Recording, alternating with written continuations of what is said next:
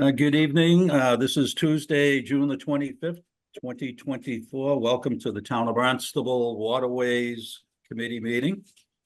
Present at this meeting for the Town of Barnstable, our Deputy Harbor Master Jay Horn and Principal Assistant for the Town of Barnstable Marine Environmental Affairs, Pam Swider-Cohen. Committee members present are Greg Egan, Todd Willantis, Gary Schramick, and myself, Paul Everson. Before we get the meeting going, I just have to remind folks that this meeting is being recorded by the Town of Barnstable Channel 18.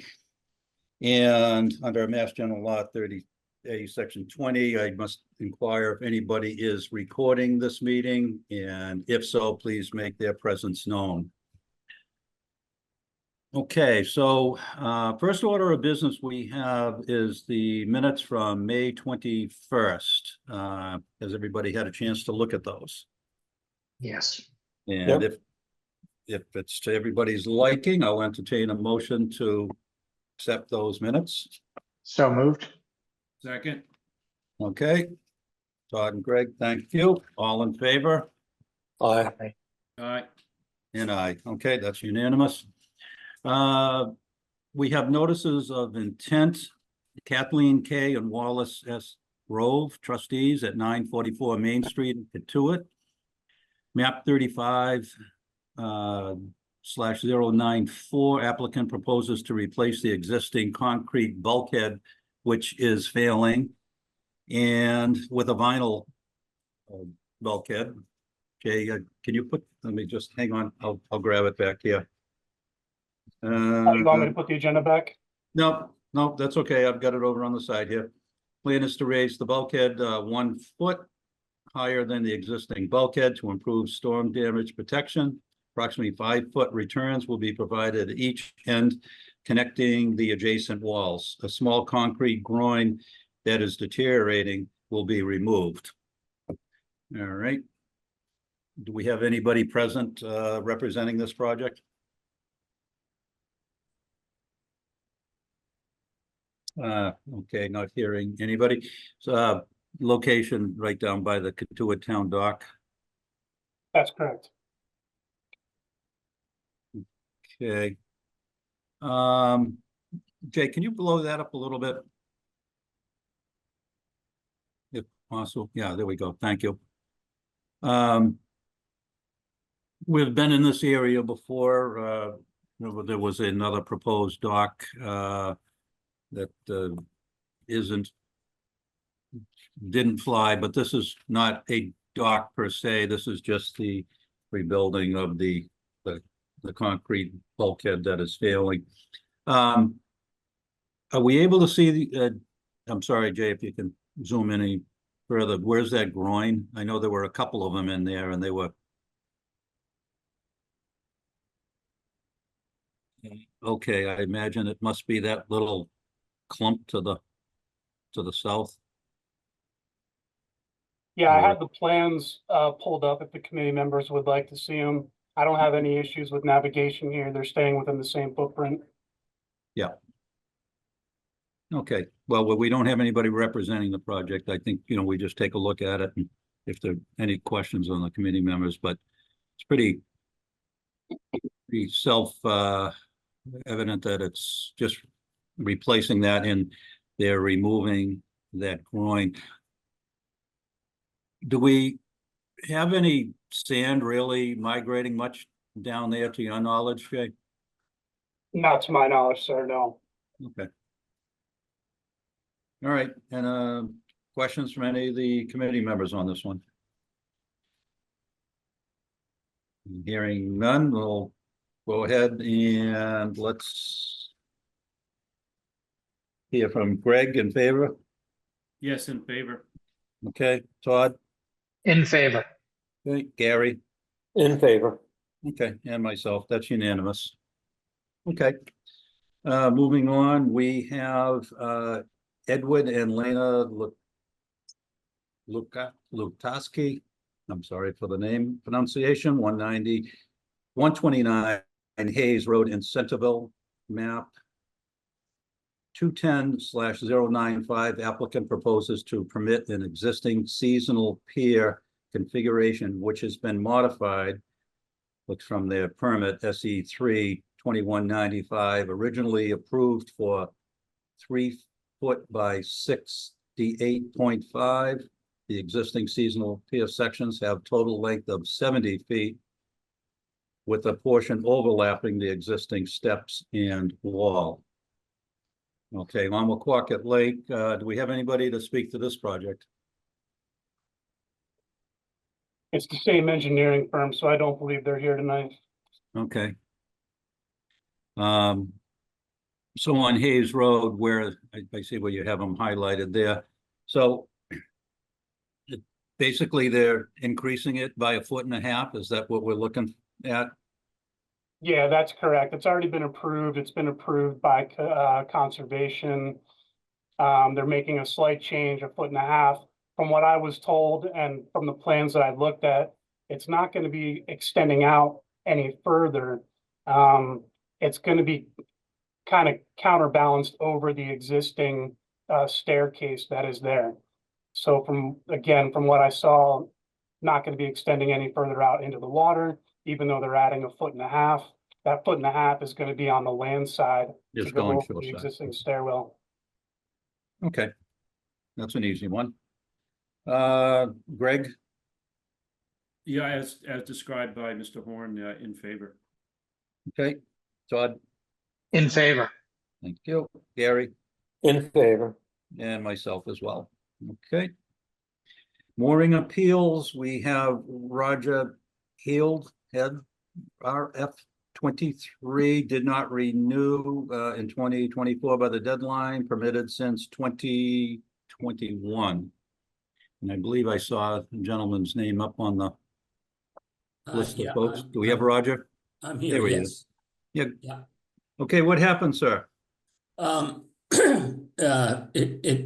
It was pointed out to me from my wife, and I guess I put it in the wrong folder. I saw something that said it was lined out, and I wasn't paying attention, and it's as simple as that. I made an error, and I went to buy a new boat, a smaller boat, to get into that rye field. I was maybe paying more attention to that. It was just an oversight, and I'd like to reinstate that. Okay. What we do is basically on the recommendation of the harbor master, if this is your first time missing the Yeah. deadline, we are tend to reinstate you with any back fees or monies owed to the harbor master department, late fee, and they can fill you in what that would be. Mhm. And just basically it's recorded that you've missed it, and we ask that you don't miss it in the future, because usually after one miss, we take a harder look at it. So, I understand. Honestly, it was simply an oversight, and I'll pay better attention to this. got you. So what you do is contact the harbor master's office, and they will do up the appropriate paperwork. And did you say you're up in the Rye Field area? That's correct. Yes. Okay. All right. We just tell folks too that miss, a lot of times if there's a waiting list, and particularly a long waiting list, that where there's a lot of pressure if someone doesn't renew, then to fill that understand. spot. So it's something just gotta pay attention to. I certainly will. I waited a long time myself, so it was just an oversight, and I'll make sure I don't do that again. Okay, great, sir. Thank you for bringing that to our And thank you attention. for hearing me, And and they're a wonderful office to go down to. I really enjoyed going to the harbor master. They're very, very helpful. great. All right, sir. Thank you very so much. Yep. Yeah, good night. And now under old business, we have the mooring regulations and anything new on that, Jay? So we're just putting a pin in that for now. We're gonna get together with you guys after the summer's over. Nothing has really changed. We already sent these to the town manager. We're waiting for final approval. So nothing new to report there, sir. Okay. Next up, we've got the marina fees, and there's been a request that there'll be in August, an in-person workshop, and the date needs to be set. I spoke with the harbor master, and They'd like to have it at the town hall, the old selectmen's meeting room where we used to have our meetings. Sometime in August. We have our meeting on the 27th and like to do that particularly well ahead of that. So I'm going to propose and just see how this date would fly with everybody. And it doesn't have to be a Tuesday, but Tuesday, the 13th of August would put us 2 weeks out. We could have a hearing, hold a hearing in person for anybody that wants to talk about this. I think that's pretty much a requirement that we're hearing that they want to set this up. So does anybody have a problem with that week or that What day? was that? Tuesday, the 13th of August. I don't have a conflict. Okay. Gary, how about you? So far good. It's all right. Okay, yeah, and we know things, everybody check your calendar, and if we have to tweak it by a day or two, I know I'm out of town the following week and I wouldn't be available then, but like I say, speaking with the harbor master, I'd like to do it, a couple of weeks ahead of time, just to address anything that comes up at this that maybe wasn't considered and give us a little time before our next meeting on the 27th. Greg, how are you for that so far? Yes, it's good for me right now. Okay, it gets to be that time of year where fishing tournaments and everything else are happening, and it's I know everybody's calendar starts really getting full. Okay, so we'll do a date of Tuesday, the August 13th. Pam, if you can note that, then we'll just set that up for notice of that. And I believe, as I said, Harbor Master Taylor would like to try to get it at the old selectman's office, meeting room down at Town Hall. So we'll work for that. Okay, under new business, we have kiteboarding access at Calmus Beach. Paul, excuse me, And- just back, is there a proposed time for that meeting? Oh, I'm sorry. I'm sorry. It would be our standard 7 o'clock. Okay, Thanks for bringing that up. Yeah. thank you. And if it needs to change, then, we'll do it, but, yeah, we'll go for 7 o'clock. Okay, the kiteboarding at access at Calmus Beach, also dropping down to correspondence, it looks like we have 1, 2, 3 letters from folks supporting the idea of kiteboarding at Calmus. Do we have any of those folks with us tonight? Either Roy, Frank, or Stephen? Frank is here. Okay. Roy is here. All right. So Roy, you're the first one that sent in a letter. Why don't you tell us what you folks are thinking about the kite surfing at Calmus? Well, we've all been kiting there probably since around 2000, and then we're all windsurfers from way back when also, and we have had such limited access due to the regulations to after 5 o'clock or lifeguards, so we feel that the group of people that are present there that kiteboard are, our average age is around, I'd say, somewhere between 40 and 65. We're responsible. We've been doing it for a long time. To my knowledge, none of us have ever been hurt or caused an incident with a beach person. So we feel that over on the side of the beach, to the, I guess that's the west, that an area can be managed for us to launch our kites and retrieve them and then go out into the water. And we basically kite, we don't kite in the swimming area. We kite out farther where like the edge of that kind of, you can see that grassy area is, and out farther.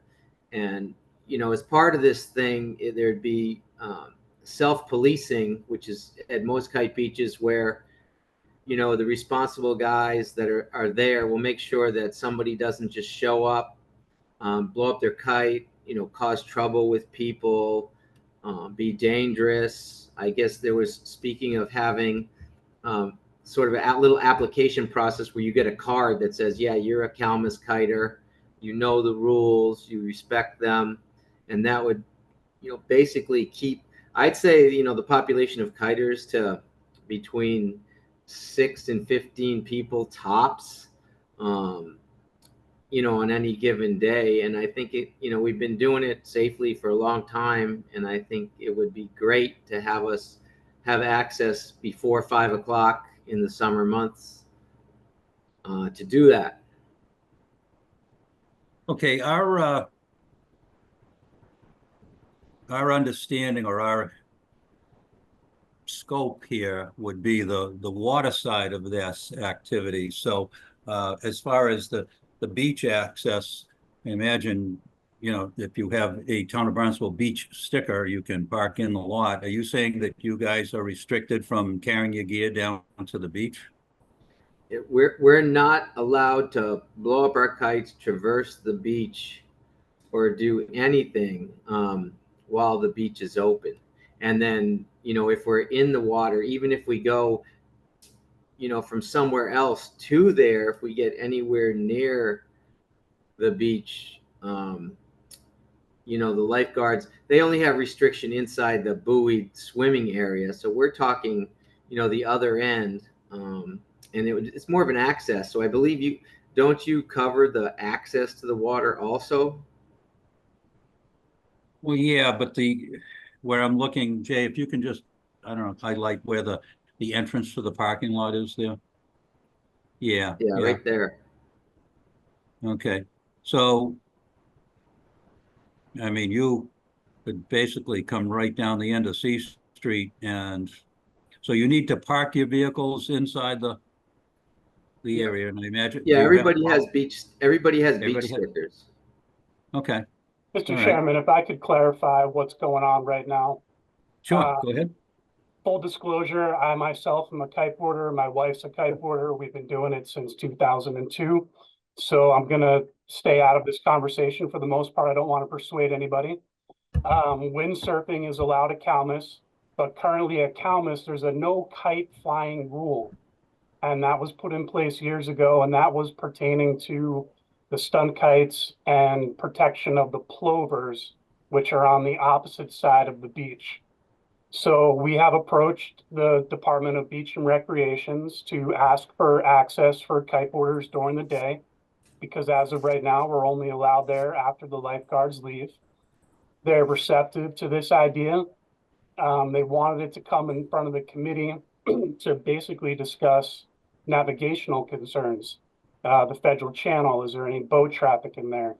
But we do the same navigation as the windsurfers. There's nothing different between us and them. We both set up on the beach, we go out, we have our fun, we come back, we stay out of the channel, we stay away from boat traffic. So when it comes to the actual access and getting permission from that, I've been talking to the director of Beach and Recreations, and that will become a separate meeting. That's going to go in front of the Beach Commission and Recreation. And at that point, we can talk about an actual area that would allow us to set up. They're going to have to change the regulations to get rid of this no kite flying rule, because we've been umbrellaed under that unfairly. And the director has also reached out to all the other towns on the Cape. Right now, every town that allows windsurfing allows kiteboarding. They don't see the difference.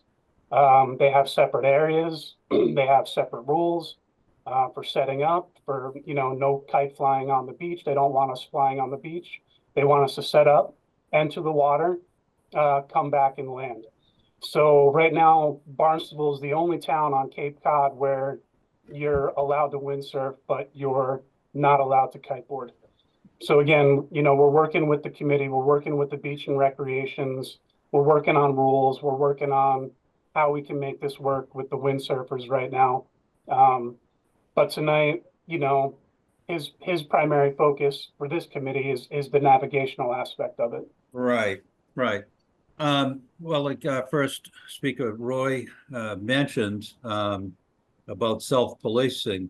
When I ran the Marine Division for the police department, that's when the windsurfers started becoming quite popular, and well before the social media We had some informal meetings with windsurfers and was basically with the agreement that they would surf up and down the beach, no, not getting anywhere near the roped off or buoyed off swim area.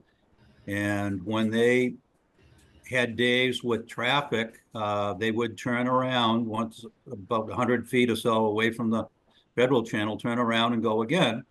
And when it was all clear, if they wanted to cross, they would do so. So, that it sounds like something very similar now that, of course, with the social media and the Facebook groups and everything else, I'm sure that, folks can, get in touch with each other. As Roy mentioned, just to self-police and, create a compliancy, so to speak. The other thing, I believe, and I'm not sure if it's still true, but Calmus was designated as one of the top 10 windsurfing spots in the United States back 20-something years, 30-something years ago. So I don't imagine that has changed too much. The way the southwesterly, the heat of the day in the summertime makes that funnel between Nantucket, the Vineyard, and comes right down to Calmus and Hyannis Harbor. So I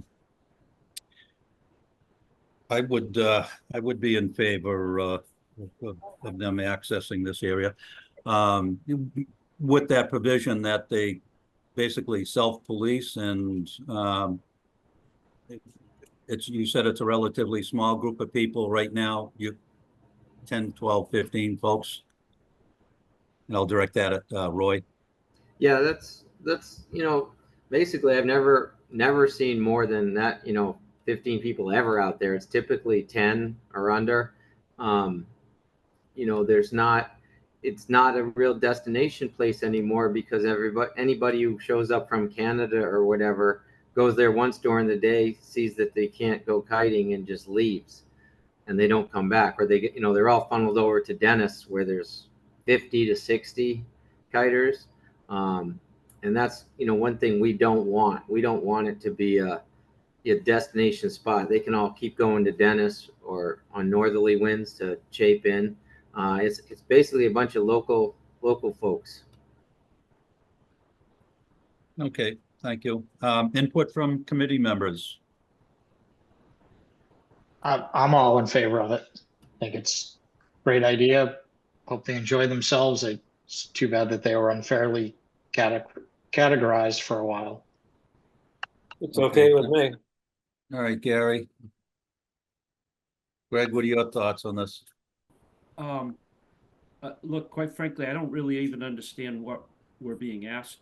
I'm in favor of all recreation on the water. I don't know how it comes to us. I heard what Jay said, but I'm not sure why this is to us. Mr. Okarowski's comment that he doesn't want it to be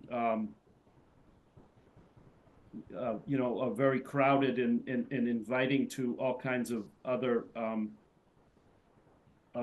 kite surfers, and I appreciate that, and I understand that.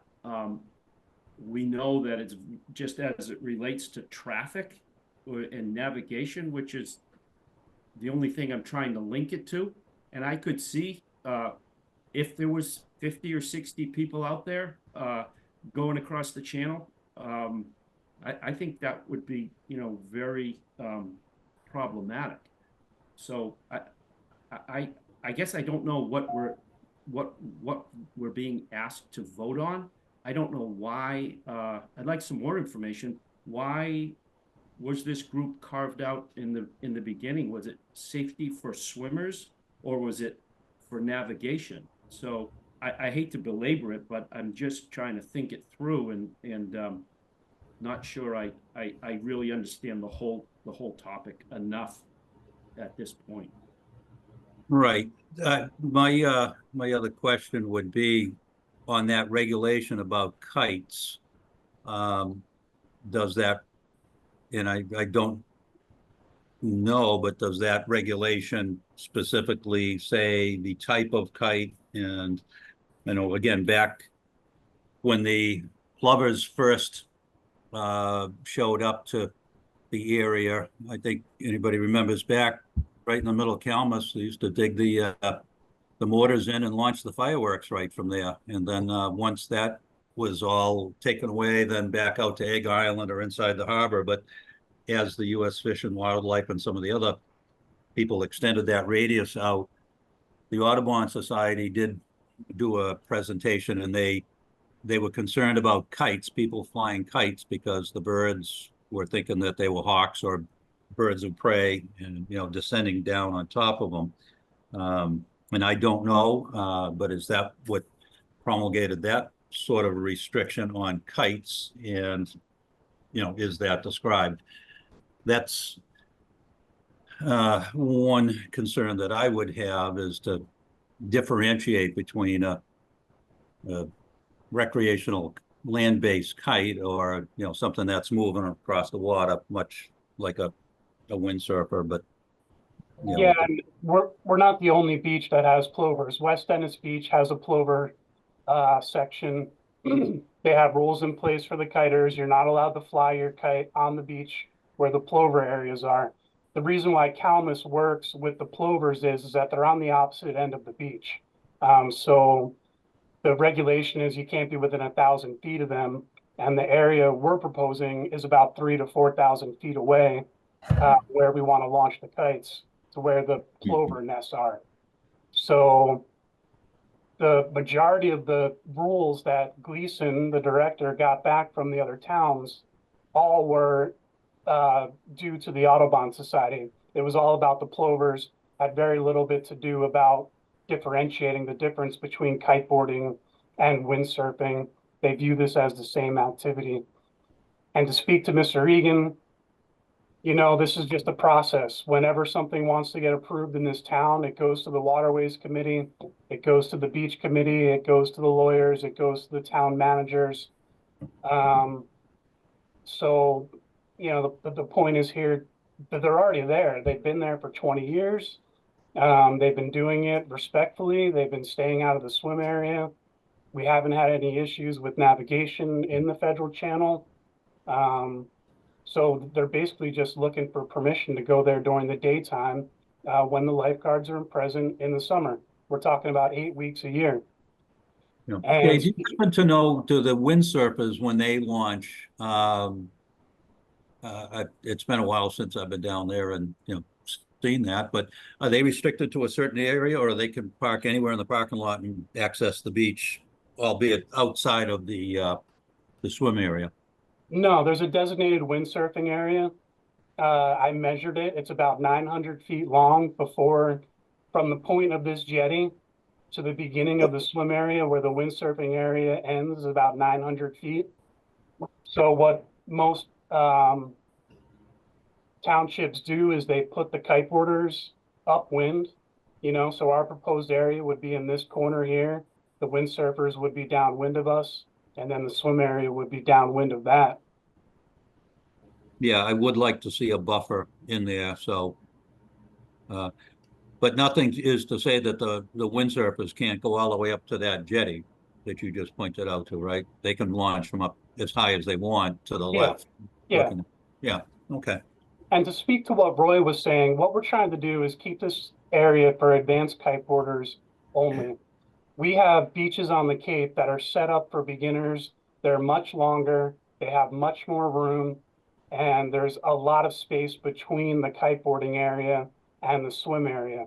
Because Calmus is a smaller beach in relation to these other beaches, what we're going to try to do is keep this as an advanced area only. We want people to come in from out of town. We want tourists to come there. We want to allow them to kite. We just want to make sure that they're going to know what the rules are and that they're not going to be a safety hazard to anyone else. So this is all in discussion right now, but we're going to put signage up. We're going to put a map up. We're going to make sure that everyone's well educated on how to properly use this area. So we are, inviting people to come. We are inviting people to come there. We're just trying to keep it for advanced kiters only. Because again, there's better places to go on the Cape, like West Venice Beach, where it's a mile long, where they give lessons, where there's a kite school. So, we're gonna just do the self-policing, to keep the area open to make sure everything runs smoothly. Okay, I think to Greg's concern, I would have the same concern is once you have regulations, once you have instructions for people, who polices how many, and all of that. So that's something that should be considered. And again, that's not our purview right now. So I think I would be supportive of allowing access here and again, for just that reason of it being such a great windsurfing spot. And I don't even think we need to take a vote on this. We wouldn't have any regulation or resolution, but in spirit, I think I would endorse some of this going forward and see if we can get these other issues ironed out, particularly what is the nomenclature as far as a regulation on a kite, and but was it intending to be a kite surfer? When did the kite surfers really come into existence in reference to the kites and the piping plover and all that? So I think that you said the next stop is for them to go to the beach committee. Yeah, yeah. Okay. So I just wanted to confirm that we did have 3 members approve it tonight that are in favor of it. Is that true? Yeah, we can say, I know, I don't see, so Todd's okay with it and I'm okay with it. Gary I'm okay with it. and Greg with some reservations. No, I'm in favor of it. I just was, my previous points notwithstanding, if we're taking a vote, I'm in favor. I just wanted to Yeah. voice my. Well, I would be the same reservations as to, yeah, okay, but let's see something a little more definitive as to an agreement as to how and when or not to cross the channel and how to stay away from, the areas of the beach access for swimmers only, a buffer zone, things of that. So in concept, we would be in favor. All right, thank you, Mr. Chairman. Okay. Thank you. And thanks for Roy and the other folks for their input.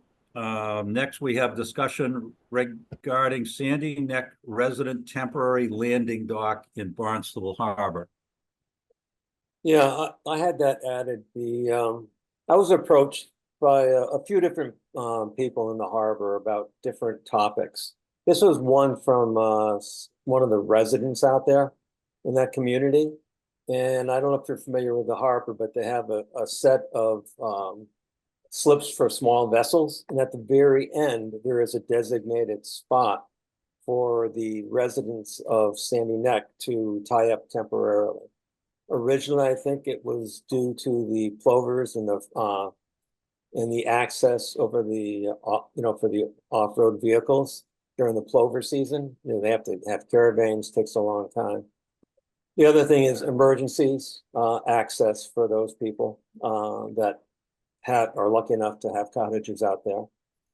And the other purpose is for some people to make trips to maybe the village to pick up some supplies or restaurant or whatever.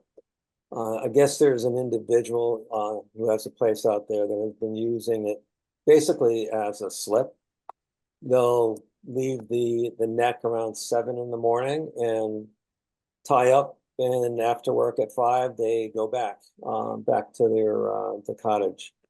So their person who brought it forward was looking to maybe have some kind of time limit imposed or some kind of re-notification to the community out there of the purpose of that slip. And it's kind of a discussion. We want to talk about having a time limit, what would be reasonable for someone if it's not an emergency, but for shopping or restaurant or just bringing people back and forth from the neck. Open for discussion. Okay, thanks, Kate. Jay, would you blow up the dock that Gary's referring to, that it's that small boat dock? So yeah, this is Barnstable Harbor. This is the bulkhead on Freezer Road. And then this is our small craft section, generally reserved for all the vessels that are under 17 feet. And then the area that he's referring to is right here on the outside of this dock. We leave this open for specifically people from Sandy Neck, from the cottages. And the usage is exactly as Gary described. They're supposed to be able to come in, run up to Barnstable Market, pick up supplies, jump back in their boat, head back over to the cottages. I discussed it with Brian Taylor. As soon as it came to our attention, we notified the dock masters down there to make sure that they're monitoring the usage.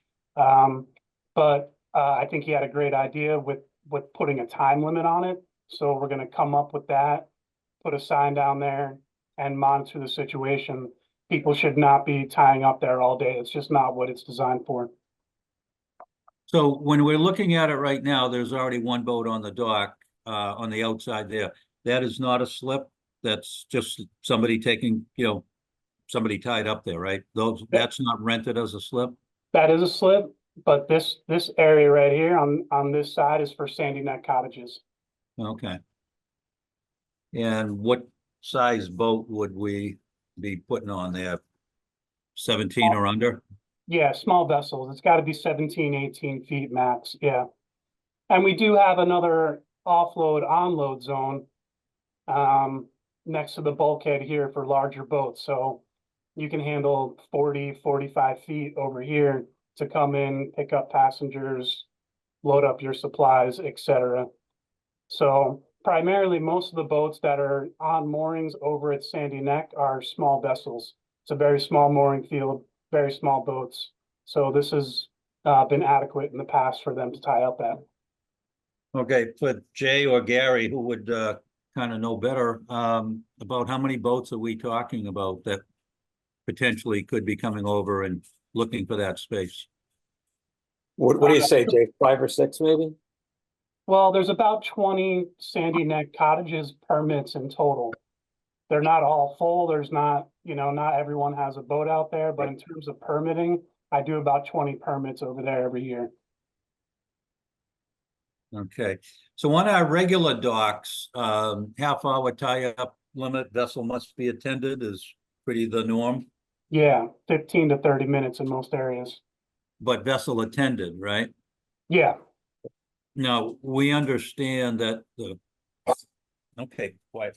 The cottages are probably a little different situation. Excuse me, I have somebody that needs to go out.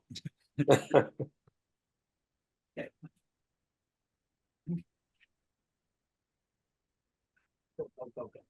Sorry about that. So I don't think it would be unreasonable to restrict that for like running up to the, somebody wants to run up to BJ's and load up or whatever, or even a quick something to eat, but I think 8 hours is is a little bit much of an overreach if it is somebody that is in the cottage colony out there, it's kind of, kind of a slap to their neighbors. Yeah. So what do you think, Gary? I don't know if it's, if they are actually doing shopping at BJ's for supplies or something like that, and most people do that ahead of time. And when they use it, they use their vehicles. It's quite a long ride out with their vehicles, but a few hours, 2 hours, 3 hours, 3 hours would be more than enough for anything for shopping as well as lunch somewhere down at the harbor area. I don't know, just for if someone is using it like that, there is a small vessel or dinghy tie up at the entrance to the marina area on the east side, And there's also a mooring field. So if they're doing this on a regular basis, there's nothing stopping them from getting a mooring off a millway if there's one available and use it and tie up a dinghy. I mean, it's kind of an abusive, it's a slap in the face to the neighbors. All right, anybody else have any ideas on this? I think if we're going to make a move to regulate it, it should be in step with some of the other town dock access areas, Prince Cove, Hyannis. And if it is 15 to 30 minutes as it stands, I think that should follow through so that there's some uniformity throughout the town. This is kind of a unique community though. It's not like the other areas because Sandy Neck is only accessed by four-wheel vehicle or by boat. And it is quite a trek. So, a half hour is not enough to do much of anything because you're not going to have a vehicle at the harbor. You're going to unless someone picks you up or whatever. I understand that, but it's also speaking to the fact that it's a privilege and it's a luxury, and there's going to be somebody that finds fault with it no matter where we land on this, whether it's 2 hours, 3 hours, or 15 to 20 minutes. Someone's going to find fault with it because it's going to be inconvenient for them at one person or another. And I think from a town's perspective, if we are going to step in and impose some regulations, that having the continuity, even though it might not be 100% applicable for Sandy Neck, I think the continuity from my perspective would be important. Right, and I think in that continuity would be all the other places we require that the vessel be attended. So whether it be someone capable of moving the boat or somebody that would be there with a cell phone to call whoever, like, hey, there are other people trying to get in here now too. Someone that could talk with the harbor master staff when they're there working. Just not I think if that 8 hour, I'm coming over to work and drop the boat there for 8 hours or 9 hours and then go and then come back. I think that's totally unreasonable. And number one, the boat's not attended, and if it had to get moved, then there wouldn't be anybody there to move it. So, Jay, what were you guys thinking as far as this? Were you guys thinking maybe an hour or two? But I think that the vessel attended or somehow to be able to, move it readily should be a component. Yeah, it's a very unique situation. I understand what Todd is saying, and we do have conformity all through the town with our unloading, offloading area. The deal with the cottages is they can't just, run down the beach and go to the store. They're all the way at the end of Sandy Neck. It's a 6-mile trek. They're restricted because of the piping plovers. They have to get escorted out to their cottages. So when they need stuff, the simple solution is for them to shoot over into the marina, head into town, grab their supplies. I don't know if 15 or 30 minutes would work in this application, but I recognize the fact that it's being abused right now. So we want to allow them to come in, give them a chance to get what they need, head back to the cottages. Brian and I haven't discussed specifics on time limits right now, but I can tell you that we did reach out to the dock masters, and we want to make sure that people aren't abusing it and they're not tied up there overnight or for the length of the day, like Gary is saying. So we're going to start monitoring it. We're going to start enforcing it. And if you guys want to talk about it on the next meeting, once we come up with some times, I'm glad to bring it back up to the committee again. You think it'd be appropriate? You think it'd be appropriate to reach out to those that live out there? I think they have an association out there too, for their input. I can do that. I can shoot them all an email easy. Yeah. That would probably be, just make them aware of the situation that potentially somebody has been abusing it, using it as a personal slip. Yeah, That might be a lot simpler, and then get some their input, what they feel would be appropriate times. yeah. And we do have Yep. transients available, gentlemen. These two slips Right. that you see open are transient slips. Yep. They're available throughout the summer because again, they're restricted by their length. But we do rent these out and people are welcome to book them. They can stay there for a week at a time. So we are offering transients in that exact location.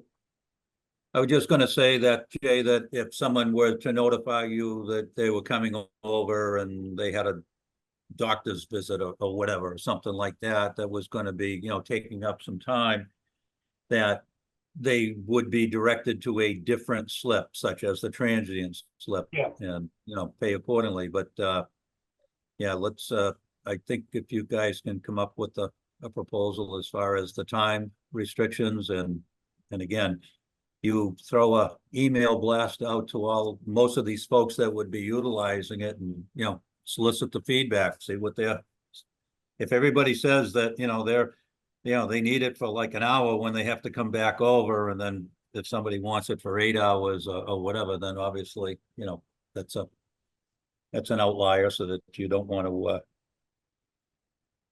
to, tell someone, well, no, they can't use it, but if you're gonna be there for 8 hours, then you contact the harbor master down there and you rent a slip for the day or whatever you have, other than this temporary transient docking. Okay, I think go back. What else do we have here? I think harbor master report. No reports tonight, gentlemen. I got a training at Sandy Neck that I'm missing right now, so I'm gonna cut this meeting short and head on down there, catch the end of it. I'll give you guys a report next month. Oh, okay. Well, good luck on that. If we have no other business, we'll stand adjourned. And if anybody does have a problem with Tuesday, the 13th at 7 o'clock, please, reach out to the harbor master's office, let Pam know, and we can adjust it in the July meeting. So, all right, we will stand adjourned. Thank you all. Thank you. Have a Thank good you. night. Have a great night and a safe 4th, everyone.